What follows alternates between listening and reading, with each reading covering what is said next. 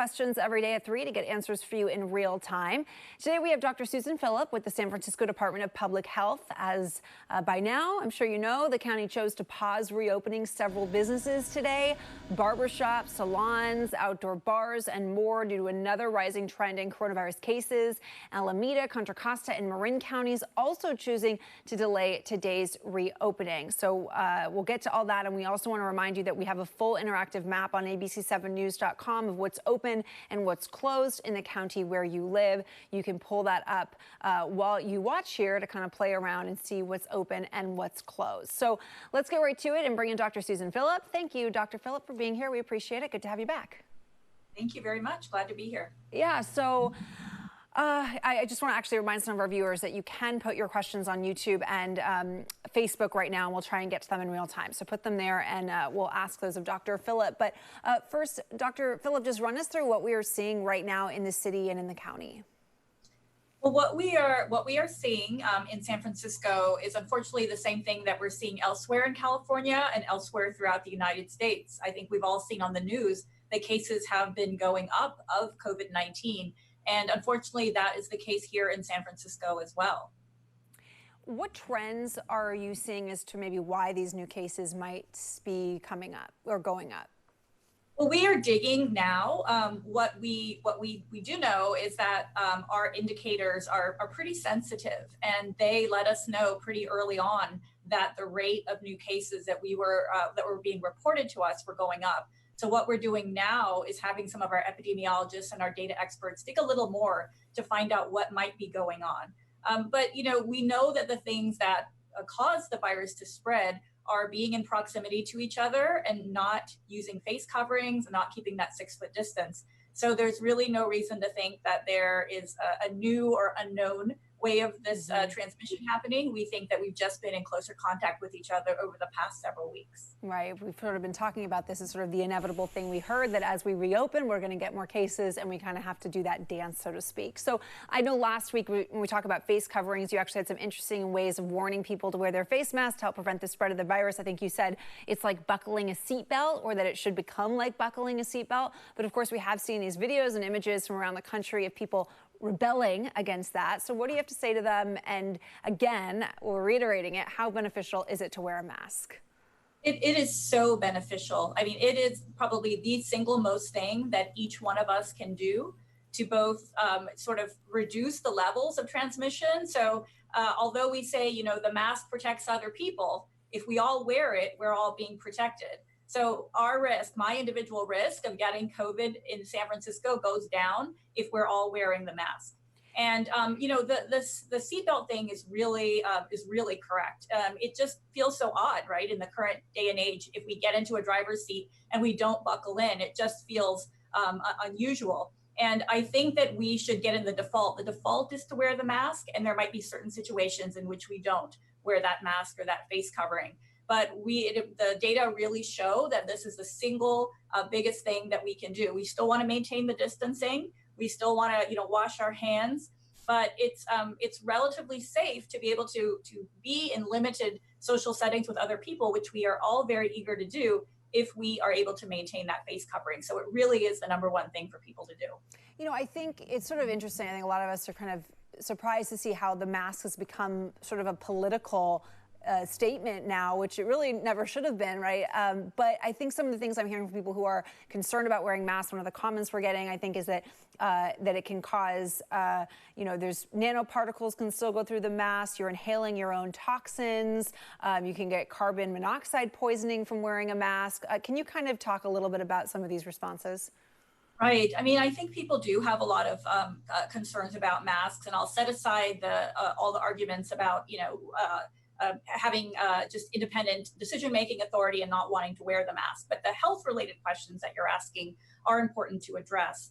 So the masks that we're talking about are either cloth masks or surgical masks, not the N95 respirators, not the medical grade respirators that people use in hospitals. And you should be able to breathe normally through a mask. If you're finding that a mask or a face covering is making it difficult for you to breathe, then you need to find a different face covering. And there's a whole variety of things that people can use, including very common household items. And the CDC website, among others, have very easy no-sew mask techniques that people can use. So I would say that people should try different things. There's no one perfect face covering or mask. The idea is really just to decrease the amount of droplets that we spread unintentionally to other people all the time. So it should not be increasing the amount of carbon monoxide you're breathing. It should not make it more difficult to breathe. If people are experiencing any symptoms or concerns, they should talk with their provider, try different types of face coverings and see what might work for them. Yeah, that's a good idea. I know it takes a second to get used to, but then once you kind of get used to it, you almost forget it's there. But it does take a little getting used to, and that's, yeah, that's part of it.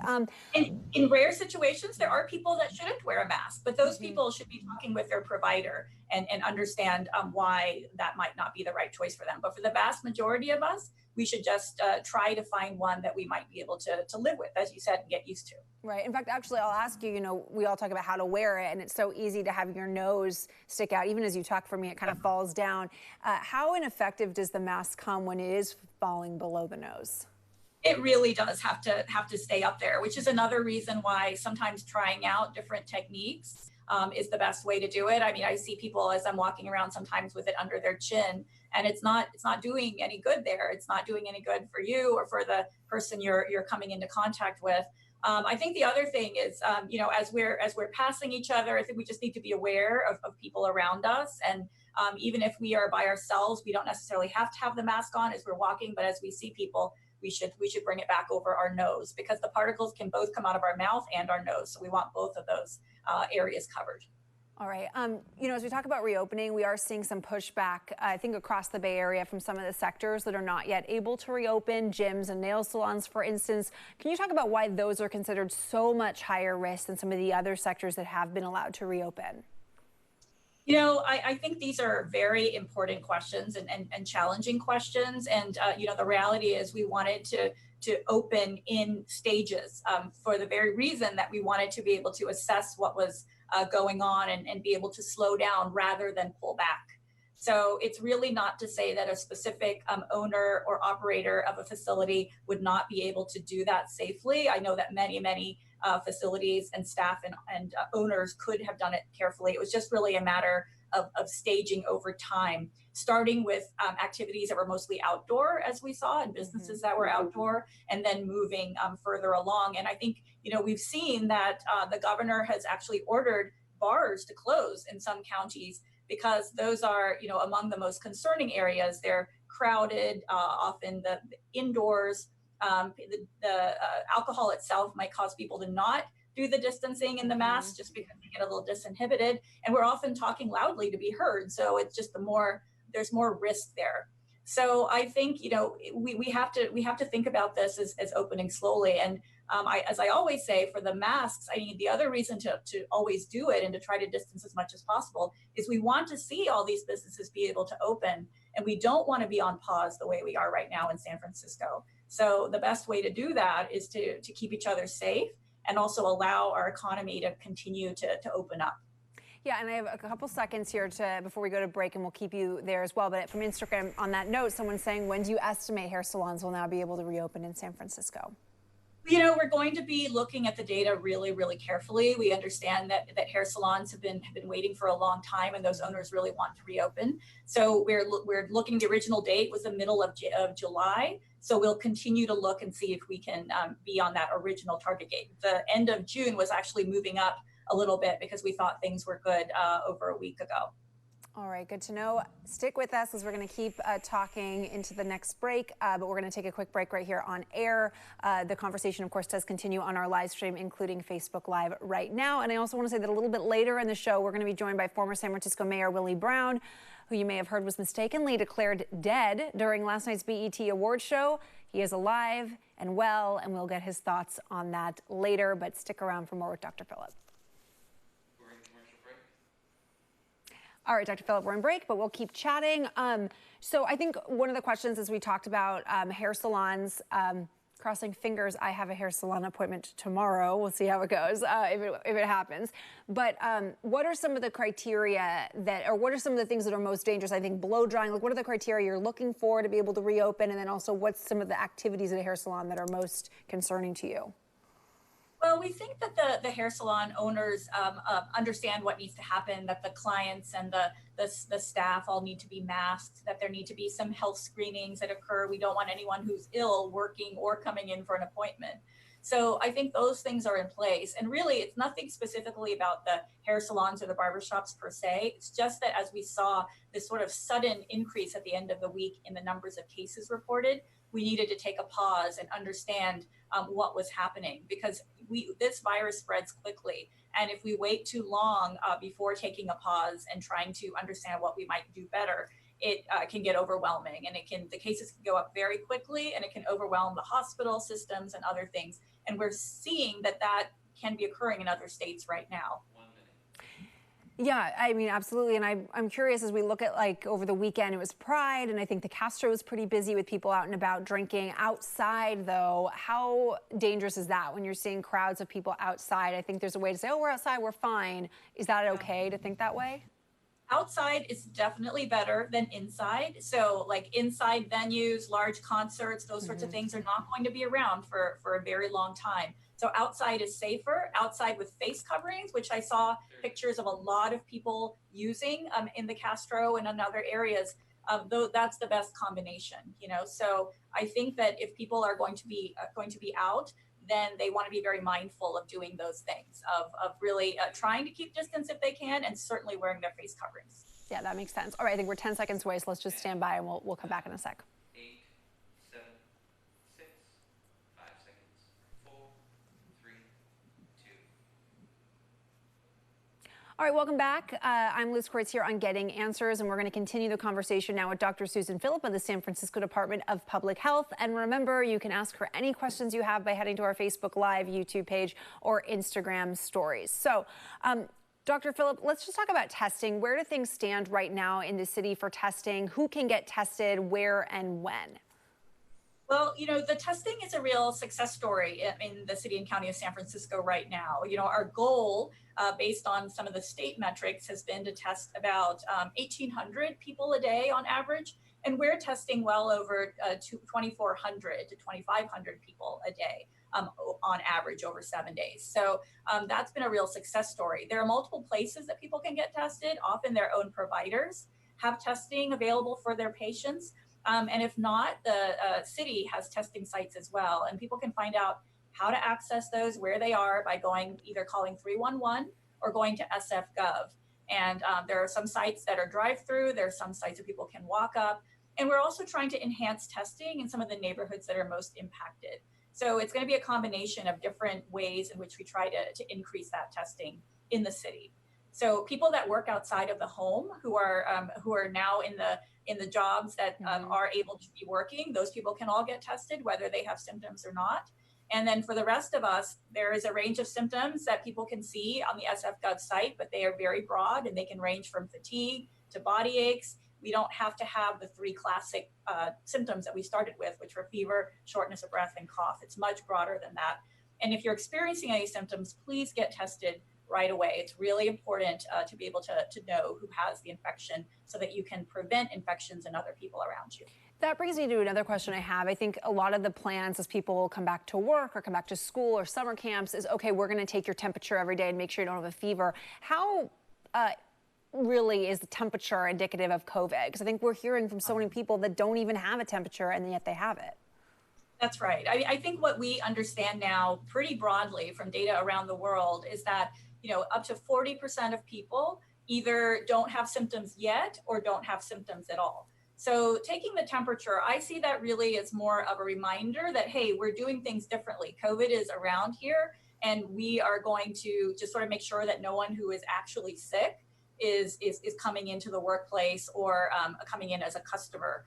And so it's more of a signal that it's not business as usual. It is helpful if it's positive, but it's very possible that people can have no symptoms and still be infected, which again is why the face coverings are so important and so critical, because we may not know that we have the infection. And so I'm going to assume every day that I have COVID, and whenever I'm around other people, I'm going to cover my face.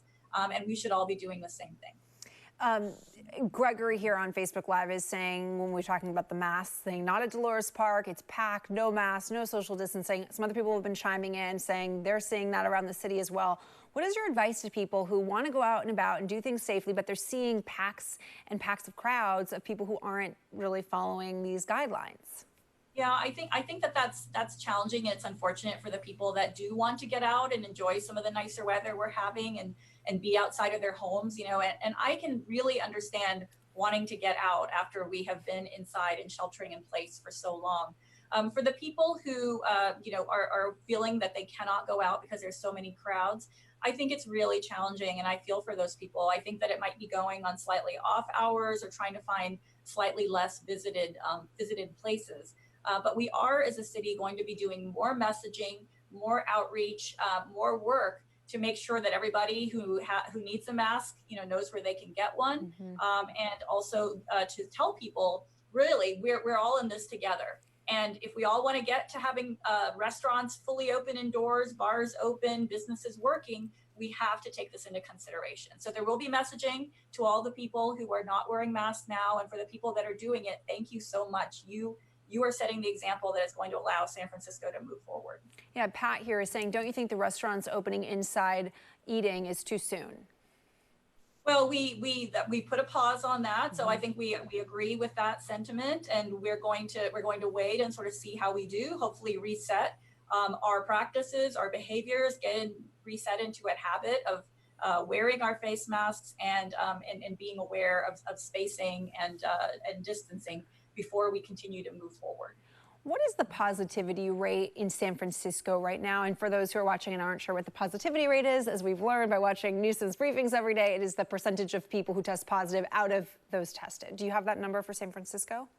Well, out of the tests that are done, that positivity has gone up. So we can't attribute the numbers of cases to just more people being tested. It seems like the finding of people being positive is higher than it has been. It had been as low as 1% a week or so ago, and it's up to 3%, which again is not as high as some places like Imperial County where it's 23%, but it's higher than it was in San Francisco. And again, because we know that this can spread so rapidly, we want to put a pause on now and to try and reset a little bit, try to understand what's going on, talk to people as we're doing right now today, and then move forward together with caution. When you hear Governor Newsom say that the statewide positivity rate right now on average over the past 14 days is 5.5%, it was 4.4% just a couple weeks ago. How concerning is that trend for you? I think, all public health is local. And so I'm mostly focused on what's happening in the city and county. But we know in the Bay Area, people move around and people work and live in different places. And so it is, we are connected as a state. We're also connected out of our state. Arizona is nearby. There are other places that are also having very high increases in their cases. So it is a challenge. It is a challenge to try and account for all of those things. And I think the best we can do is try and make sure that our messaging around face covering, that we're doing those things, that we're testing as many people as possible. And, we haven't had a chance to talk about case investigation and contact tracing. Yeah. But if anyone does get a call from the Department of Public Health, they will never ask you immigration status. They will never ask you for money or financial information, but please do talk to them. What they are doing is trying to ensure that people who are positive can stay home so they don't infect other people, and that people who are exposed, their contacts, are also able to stay home. And once that period of time is over, then people can go back out into the world. But until then, we want them not being out and around other people to try to decrease new infections. Got it. And Mark here is saying, what is the likelihood of the governor shutting down the state again? I know as we talk about the fact, obviously, you are with San Francisco Department of Public Health. I'll ask you that locally. What do you think the chances are San Francisco and the Bay Area revert back to what we saw a few months ago at the beginning of this? Well, I'll tell you that our focus, and I know Mayor Breed's focus and the Board of Supervisors' focus, and our focus at the Department of Public Health is not to do that. And we are in a much different place than we were at that point in time. We have much more testing, as we've talked about. We have more case investigation and contact tracing. We know much better now about the power of face coverings and masks. So, I think the message would be we don't want to have to do that. I mean, if we have just a calamity of a huge number of cases, our hospital systems being overwhelmed, all of those things start happening, which it is not happening yet. We have a chance to turn this around. But if those things happen, then, you know, clearly it could be an option. But nobody wants to see that option happen. And I know none of the residents in San Francisco want that to happen either. Dr. Phillips, I just want to give everyone a status update. We're having a little bit of trouble with our next guest, some connectivity. So if you're okay, we'll keep you on a little longer, if that's fine, asking you a few more questions. Okay. Yes. Great. Thank you. Pat is saying, what if you're high risk and they want you to get back to work and the doctor says that you could lose your job if you don't go back to work? What are your recommendations for someone like that? Well, I think if that person is able to work with their provider to get the documentation, you know, about why they are high risk. There are some, you know, protections for employees under some of the new federal legislation. So people should check with their HR. They should check with their medical provider and see what they can do to get some of that documentation to their work in order to do that, and see if some accommodation, you know, might be possible. There are many people we know who cannot work remotely. They must do their work in person. In that case, what we'd want to do is really try as much as possible to make sure that there was spacing available, that face coverings were used, and that there were ways of decreasing the risk. Rochelle is asking, how safe is it to visit doctors, dentists, and orthodontists right now? Are there any statistics on how many cases have been spread in medical offices? Well, you know, visiting a medical provider, including a dentist or an orthodontist, that probably is one of the more safe places that people can go, only because those providers and those spaces are so used to infection control, infection prevention, and they're very attuned to the things that need to happen carefully, including spacing out their waiting areas, making sure that any patient that comes in has a face covering, et cetera, and probably doing that screening over the phone a little bit before you come in. So I think that if people have either prevention visits that they need to do or routine visits, they should definitely be doing that. And particularly for parents of children, please continue to have your children go in for their regular visits, for vaccinations, for all of those things. Your provider will work with you to make sure that you can stay healthy and safe in doing that. Dr. Phillip, we're going to take a quick break. If you could stick around for a few more minutes, we are getting more questions in right now, and also we'd love to keep asking them. If you have a few more minutes, that'd be great, but we're going to take that quick break. So stand by, everyone, and stick with us. We'll be right back. We are in commercial break. All right, Dr. Phillips, stay by for 1 minute. Facebook followers, thank you. We're just having a little bit of a, as you all know, if you watch this show, sometimes we get some technical difficulties getting things up and running. So I'm just going to try and figure out really fast what's going on. Andrew, is Mayor Brown there? Is he there, or is it our camera that's disconnected? Oh, okay. Sorry, I was thinking it was something else. Yeah, but maybe we can still grab him if we have a chance later. All right, so sorry about that, Dr. Phillip, and our Facebook followers, thanks for watching us. So let me get back to your questions. Cheryl is saying that I was in Folsom over the weekend and there were no coverings where I was. Folsom Lake was packed with people. Basically giving their experience going to Folsom area. And I think, what would your advice be to someone, who sees that? I guess, is it you really shouldn't be traveling cross county still? Well, there's no absolute restriction on traveling cross country, but I think across counties in California. But I think I would think of it just as I would most other things. Is this an essential trip? And I think if that person were going to visit a family member, if there was some reason they had to be there, then the thing to do is to try to be as safe as possible on the way there, while they're there, and on the way back. But if this is a trip, a road trip or something for fun, I think now would be a time to maybe put a pause on those types of activities and really try to limit going to areas where there might be higher rates of transmission going on. All right, final question for you, because I'm told we do have Mayor Brown. Thank you for playing with us here and going back and forth. What is your biggest concern right now? When you look at sort of like take a step back and you're looking at everything, what are you most concerned about? Well, what I am concerned about is that, we have bought this time, and it's been through the enormous sort of sacrifice and energy and goodwill of all of the people in San Francisco. We want to maintain Dr. Phillip, that. I have 5 seconds. I'm so sorry. Thank you so much. This was so appreciative. Thank you.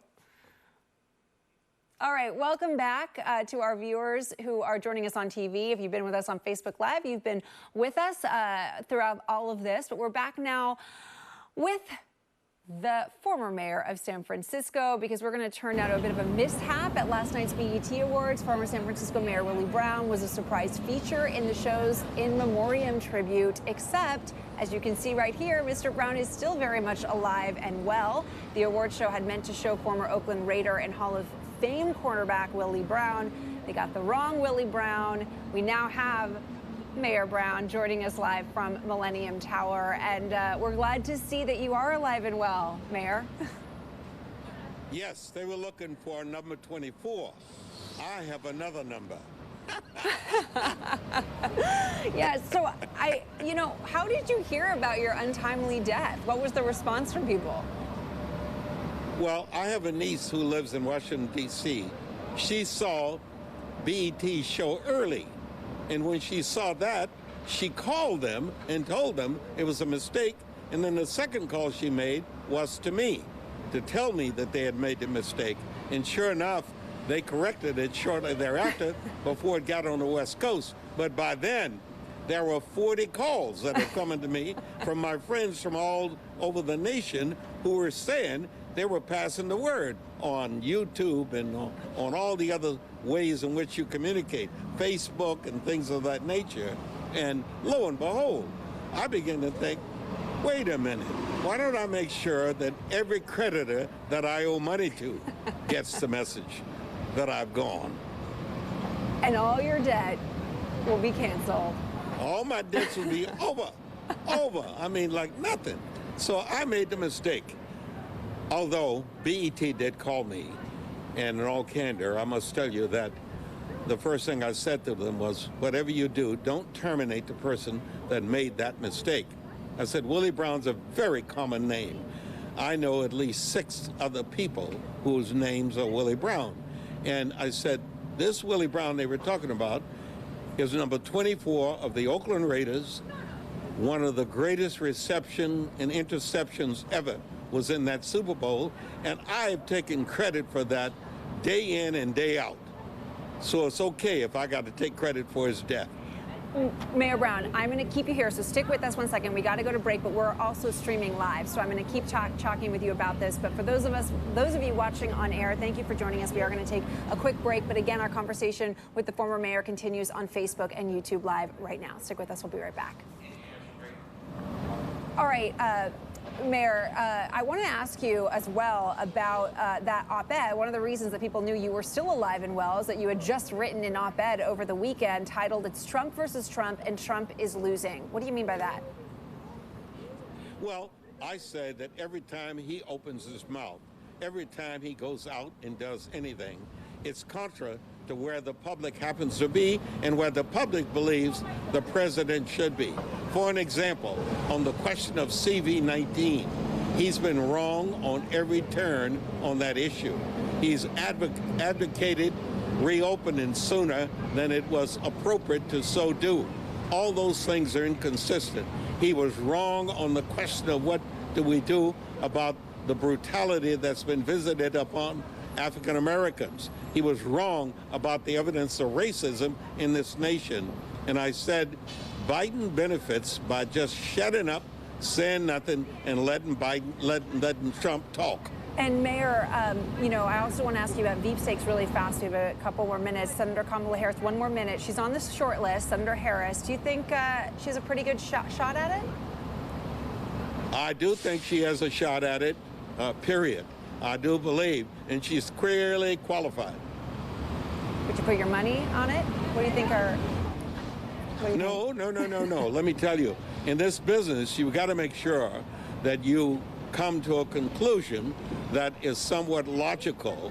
Having somebody from California when you need Michigan, you need Wisconsin, you need Pennsylvania, you need Ohio, you got to weigh that against whether or not you can increase the number of young people, African American and women who go to the polls with Kamala Harris. That's a question that only Biden can answer.